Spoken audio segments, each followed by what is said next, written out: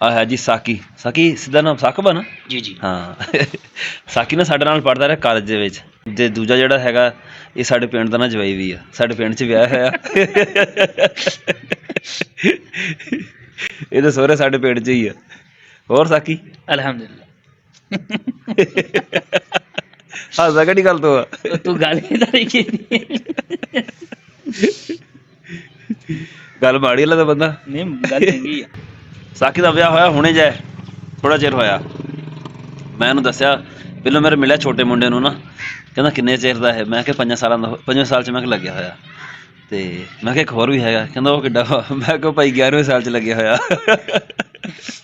ਅਗਲੀ ਗੱਲ ਵੀ ਨਾ ਮੁੰਡੇ ਨੇ ਕੀ ਪੁੱਛਿਆ ਮੇਰੇ ਤੋਂ। ਇਹ ਆਪਣੇ ਮੁੰਡੇ ਨੂੰ ਨਾਲ ਲੈ ਕੇ ਆਇਆ ਨਾ, ਮੁੰਡਾ ਨਿੱਕਾ ਮੁੰਡਾ ਇਹਨੂੰ ਕਹਿੰਦਾ ਤੇਰਾ ਇੱਕੋ ਹੀ ਨਹੀਂ ਆਉਣਾ ਵਾ। ਕਹਿੰਦਾ ਹਾਂ ਇੱਕੋ ਹੀ ਨਹੀਂ ਆਉਣਾ ਵਾ।